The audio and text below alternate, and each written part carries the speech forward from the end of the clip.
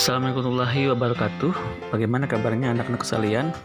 Alhamdulillah kita sudah memasuki pertemuan keempat ya. Jadi artinya kita sudah melakukan pembelajaran online kurang lebih selama 1 bulan ya.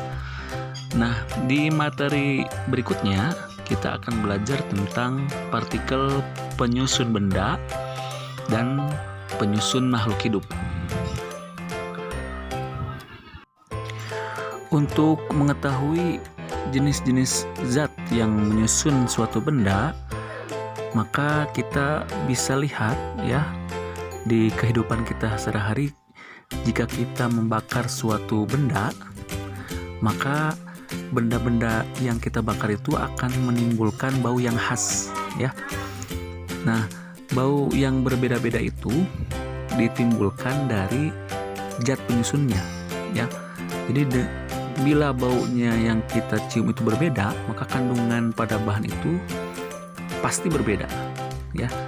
Lalu kemudian setiap kita membakar sesuatu benda, ada yang pasti ya bahan atau benda tersebut menjadi berwarna hitam ya. Misalkan kita bakar baju, maka hasil akhirnya baju akan menjadi menghitam ya.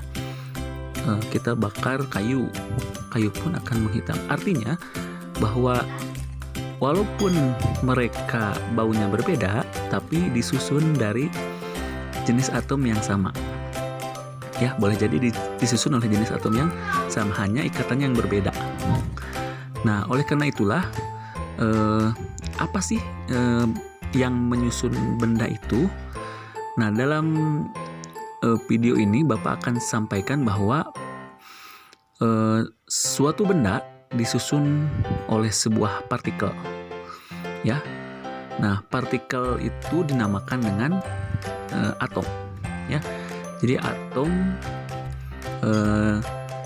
tersusun oleh ini partikel-partikel penyusunnya. Yang pertama, di bagian tengah ada proton atau positif. Di bagian inti ya, bagian inti atom ada positif, dan ada yang partikel yang tidak bermuatan atau neutron. Kemudian di bagian luarnya itu ada elektron, di bagian kulitnya itu ada elektron. Nah, inilah teori tentang atom, di mana atom itu terdiri dari inti atom dan kulitnya. Diulangi ya, jadi atom itu terdiri dari inti atom dan kulitnya. Di dalam inti atom ada muatan positif dan ada partikel yang tidak bermuatan yang berwarna merah ya. Yang bermuatan positif yang berwarna hijau, dan yang mengelilingi di bagian kulitnya ada partikel yang bermuatan negatif atau elektron ya.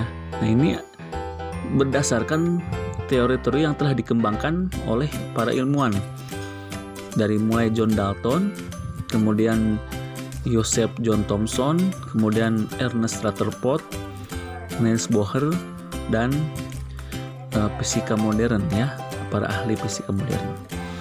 Nah, ini sebagai pendahuluan Bapak akan sampaikan bahwa benda-benda yang ada di lingkungan kita itu tersusun oleh partikel-partikel ya, yang kita kenal dengan atom.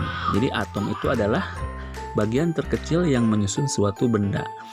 Nah, atom itu sendiri terdiri dari inti atom dan kulit atom, di mana di dalam inti atom ada dua benda. Yang pertama ada dua partikel. Yang pertama ada partikel bermuatan positif atau proton, dan partikel yang tidak bermuatan atau neutron. Itu di dalam inti atom. Sementara di dalam kulit atom itu terdapat elektron yang mengelilingi inti atom. Nah, gambar ini atau teori ini berdasarkan teori-teori yang dikembangkan pertama kali oleh John Dalton, kemudian oleh Joseph Thomson, dan sampai kepada fisika modern. Nah, mungkin itu saja yang Bapak dapat sampaikan. Tugasnya adalah kalian menuliskan di dalam buku tulis kalian teori-teori ya. Ini yang Bapak tunjukkan di video ini. Kalian tulis kembali, tulis ulang di dalam buku tulis kalian ya. teori-teori tentang atom. Dari penemu atomnya, kemudian modelnya, dan penjelasannya kalian tulis di bagian buku tulis kamu ya. Terima kasih atas perhatiannya. Wassalamualaikum warahmatullahi wabarakatuh.